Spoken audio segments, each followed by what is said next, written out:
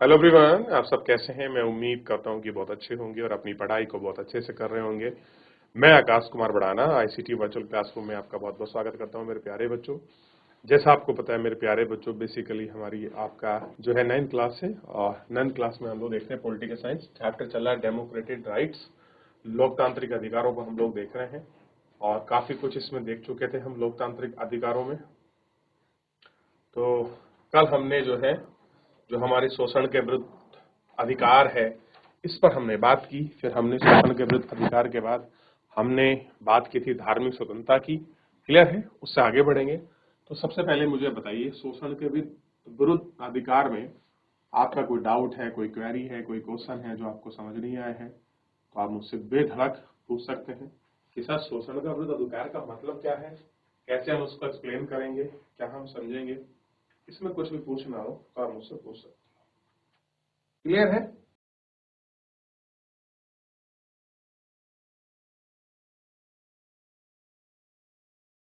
देख लिया इतना, आगे बढ़े। या तो कोई डाउट, कोई क्वेरी किसी बच्चे की, भाई कोई चीज आपको समझ ना आई हो, ऐसा हो सकता है। चलिए आगे बढ़ जाएं। यहाँ तक कोई डाउट, कोई क्वेरी हम लोग, किसी का कोई डाउट है?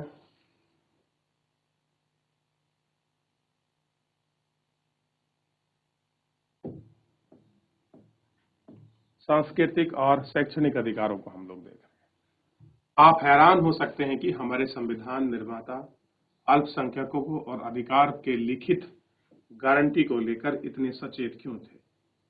कह रहे आप इस बात को सोचकर हैरान हो जाएंगे। हैरान क्यों है? क्योंकि जो भी चीज लिखा है उसके बारे में वो पहले से ही जानते थे, सचेत थे कि क्या होगा, और उन चीजों की उन्होंने गारंटी दी है। और गारंटी कहाँ है? वो संविधान में उसका वर्णन कराया, उसको प्रॉपर उसको राइट्स दिए, अधिकार दिए, और साथ में उसकी व्याख्या भी की और उसकी सीमाएं भी बताई कि भैया अगर अधिकार है तो अधिकारों के साथ उनकी सीमा भी उनसे जुड़ी हुई है। क्लियर है? आप सीधा किसी को नहीं कर सकते।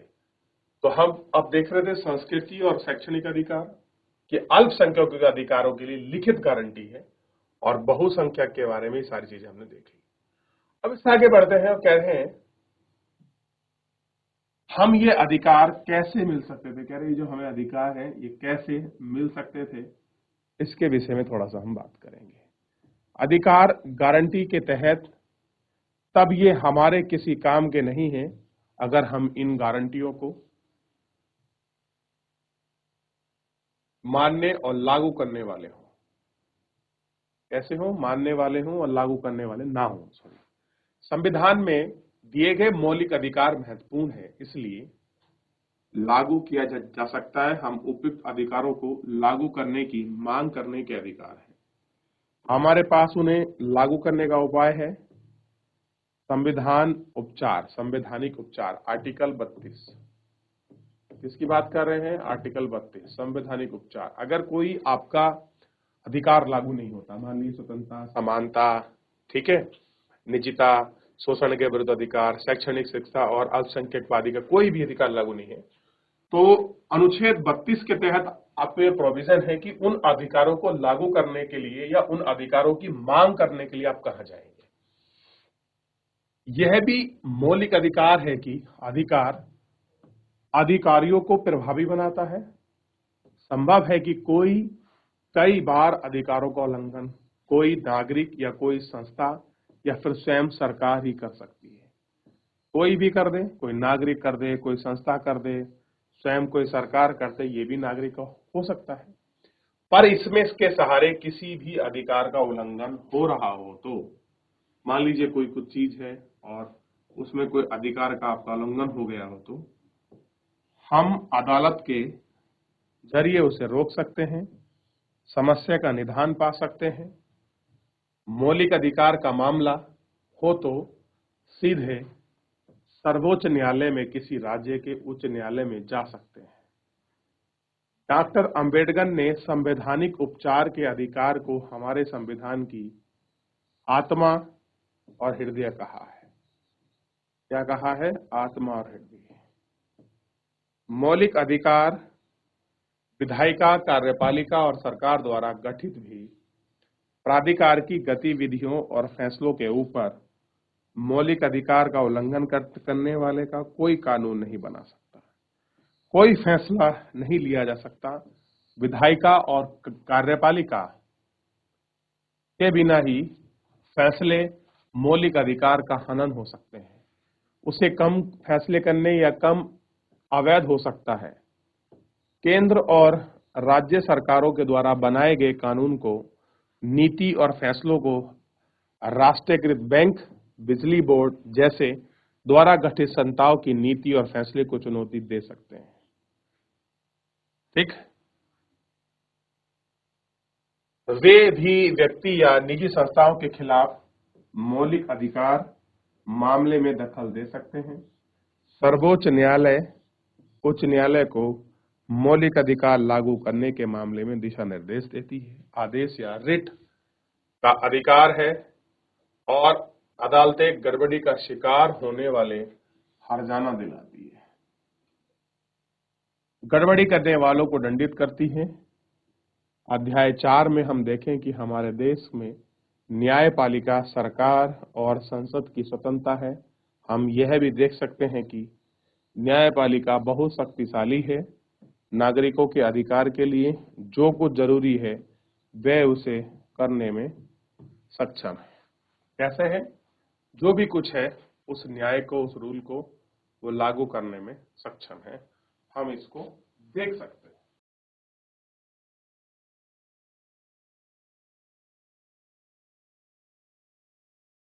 आगे बढ़े, चलिए। तो सारे संस्थाओं, इन सारी रचनाओं की हमने इसमें बात की।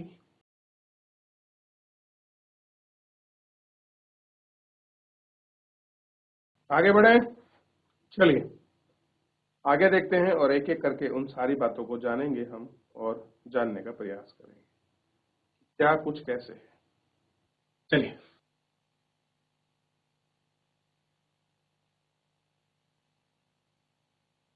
मौलिक अधिकारों के हनन के मामले में कोई पीड़ित व्यक्ति न्याय पाने के लिए तुरंत अदालत में जा सकता है। अब मामला सामाजिक और सार्वजनिक हित का हो तो मामलों में मौलिक अधिकारों के उल्लंघन को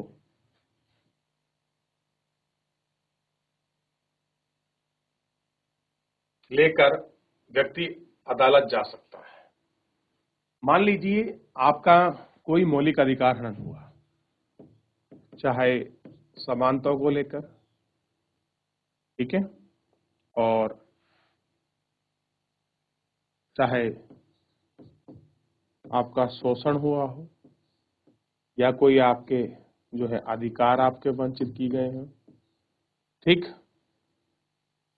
आपको स्वतंत्रता रूप से प्रभावित किया गया हो, तो आपके पास क्या ऑप्शन है कि अनुच्छेद 32 के तहत ये आपको प्रोविजन है कि अगर आपके साथ आपके जो मौलिक अधिकार मैंने आपको लिखा है, जो 6 आपको मौलिक अधिकार हैं, अगर वो आपको प्राप्त नहीं होते हैं या उनमें कोई दिक्कत है, कुछ भी है, तो आप क्या कर सकते हैं?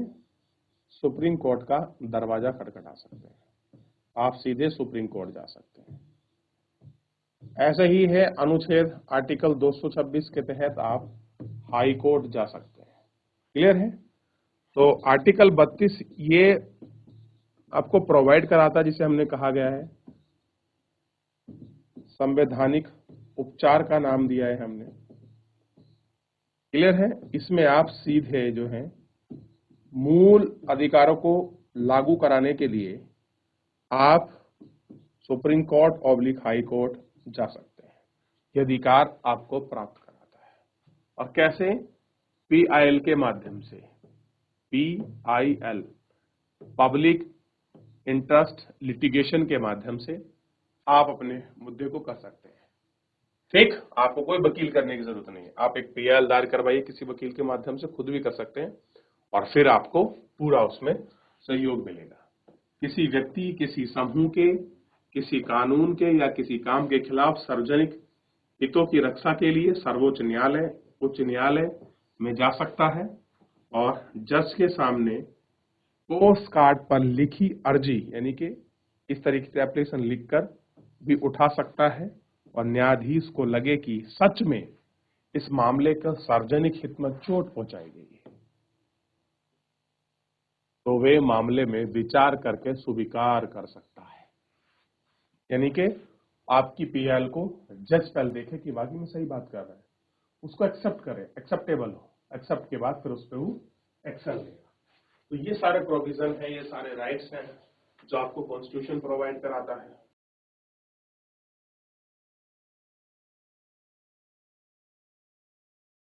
आगे बढ़े, चलिए आगे बढ़ रहे हैं और आगे बढ़ के इन सारी चीजों को हम लोग गौर करके देखेंगे कि क्या कुछ कैसे हो रहा है, किस तरीके की चीजें हैं।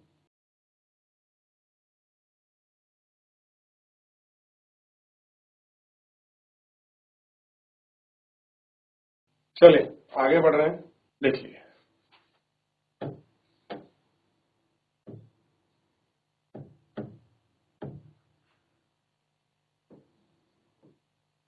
अधिकारों का बढ़ता दायरा। इस अध्याय में हम शुरुआती अधिकारों के महत्व पर चर्चा करेंगे। जिस अध्याय में ज्यादातर हिस्सों में हमारा ध्यान संविधान द्वारा दिए गए मौलिक अधिकारों पर ही था।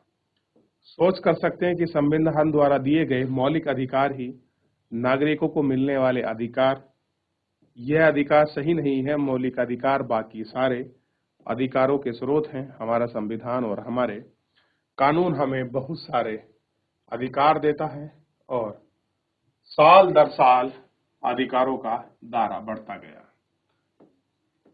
समय समय पर अदालतों ने ऐसे फैसले लिए जिससे अधिकारों का दायरा बढ़ता गया।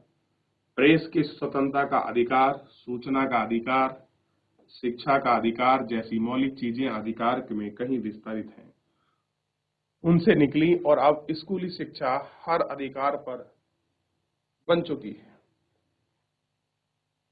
14 वर्ष तक के सभी बच्चों को मुफ्त और अनिवार्य शिक्षा दी जाएगी। सरकार की जिम्मेदारी है कि नागरिकों को सूचना का अधिकार देने वाला कानून भी पास करें और अधिकार, विचारों और अभिव्यक्ति की आजादी मौलिक अधिकार के तहत ही है। हमें सरकारी दफ्तरों में सूचना मांगने पाने का अधिकार है। हाल ही में सर्वोच्च न्यायालय ने जीवन के अधिकार को नया विस्तार देते हुए भोजन के अधिकार को भी शामिल किया है। साथ ही अधिकार का दायरा भी संविधान द्वारा दिए गए मौलिक अधिकार के तहत सीमित नहीं है। संविधान अनेक दूसरे अधिकार भी देता है जो मौलिक नहीं है, जैसे संपत्ति रखने का अधिकार नहीं है। संवैधानिक अधिकार है, वोट देने का अधिकार एक महत्वपूर्ण संवैधानिक अधिकार है। ठीक, कई बार मानव अधिकार का भी विस्तार होता है। ये असल में सर्वमान्य नैतिक दावे हैं जो कानून दायरे में भी हो सकते हैं और नहीं भी। इनका अर्थ में अधिकार नहीं है। हमें पहले भी परिभाषित के माध्यम से बताया है कि लोकतंत्र में फैसले के साथ साथ सरकार का दबाव बढ़ता जा रहा है। इन सर्वमान्य नैतिक दावों को कानूनी रूप से ही अंतर्राष्ट्रीय संधि और प्रतिज्ञा पत्र में भी दायरे बढ़े हैं। इन सारी चीजों पर हम लोग देख रहे हैं।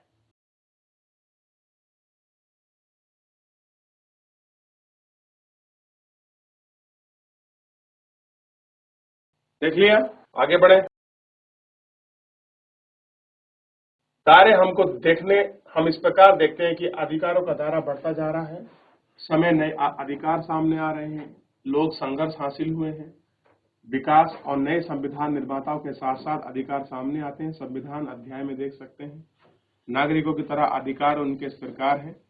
निजता का अधिकार, इसके कारण नागरिक और उनके घरों की तलाशी नहीं की जा सकती, फोन टैप नहीं किया जा सकता, चिट्ठी पत्र को खोला या पढ़ा नहीं जा सकता। ये सब निजता है।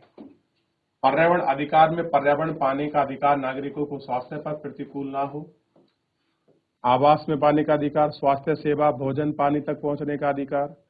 अनेक लोगों का मानना है कि काम का अधिकार स्वास्थ्य के अधिकार और जीने के अधिकार के लिए जरूरी है और अधिकार और निजता में मौलिक अधिकार चाहिए। इसके बारे में आप क्या सोचते हैं? ठीक, ये हमको ध्यान रखना है। तो चैप्टर बेसिकली आपका पूरा समाप्त हो गया है। ठीक, लेकिन कुछ इसमें प्रतिज्ञा और शपथ हैं, उनको भी पढ़ते हैं। जैसे प्रतिज्ञा, नियम और सिद्धांत को कायम रखने के लिए व्यक्ति, समूह, देश का वायदा करता है, उनका पालन। सभी नागरिक, समाज और सरकार को किसी नागरिक द्वारा कानून या नैतिक अधिकार की मांग है। दलित ऐसी जाति में जन्मा व्यक्ति दूसरी तरफ जाति और छीने लायक नहीं है और दलितों के लिए अनुसूचित जाति, कमजोर वर्ग और शब्दों का प्रयोग किया जा सकता है।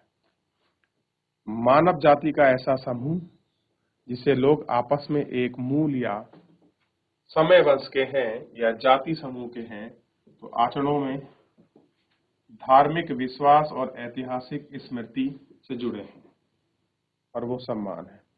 अदालत द्वारा जारी एक आदेश में किसी व्यक्ति को अदालत के सामने पेश होने के अधिकार को कहा गया है। ठीक, कि पेश होने का अधिकार क्या है और किस प्रकार है।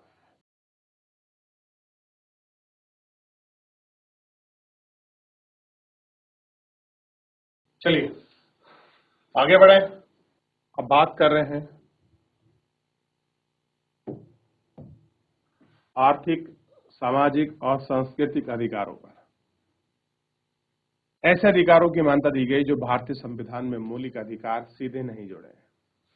इसमें से अंतर्राष्ट्रीय संधि के रूप में नहीं जाना सकता, लेकिन दुनिया भर के मानवाधिकार कार्यकर्ता इसे एक मानव या मानव अधिकार के रूप में देखते हैं। काम करने का अधिकार, हर किसी व्यक्ति को काम करने, अपनी आजीविका उपार्जन करने का अवसर है। काम करने से सुरक्षित और स्वयंप्रत रोजगार का माहौल है। समुचित जीवन के स्तर के जीने का अधिकार, पर्याप्त भोजन, कपड़ा, मकान अधिकार शामिल है। सामाजिक सुरक्षा और बीमा का अधिकार है। स्वास्थ्य सुरक्षा अधिकार, बीमा के समय के साथ इलाज, प्रजनन काल, महिला को खास तौर पर इलाज और महामारी के इलाज की भी सुविधा है। अब आप देखते होंगे कि बहुत सारे ऐसे कानून हैं या ऐसे अधिकार आते हैं जो आपका संरक्षित होते हैं किसी सामाजिक या सांस्कृतिक दृष्टि को ध्यान में रखते हुए। चलिए, तो चैप्टर पूरा वह समाप्त हो चुका है। कुछ एडिशनल जानकारी थी जो हमको आपका मिले होते हैं, जो अधिकार हैं, परिपत्र हैं, जैसे स्वास्थ्य का अधिकार हो गया, समुचित जीवन जीने का अधिकार, भाई हमको रोटी कपड़ा मिले, हम शिक्षा हो सके, गरिमा के साथ जीवन जी सके, उसी सारा है। और जैसे कोई बाप की महिला है तो उसको स्वास्थ्य का अधिकार है, अगर वो प्रसव के दौरान अपनी खाद छुट्टी रख सकती है, महामारी ना हो उसका ख्याल, उसकी रोकथाम, मुफ्त शिक्षा मिले, एजुकेशन मिले, हेल्थ मिले, कानूनी सहायता मिले, ये सारे अधिकार आपके प्राप्त हैं। क्लियर है? और ये कैसे हैं? अंतर्राष्ट्रीय परिपत्र में भी, यानी कि आपके इंटरनेशनल भी हैं और भारत के संविधान में भी इनको वर्णन किया गया है। चलिए, तो फिलहाल आज के लिए इतना ही। मिलते हैं नेक्स्ट लेक्चर में। धन्यवाद।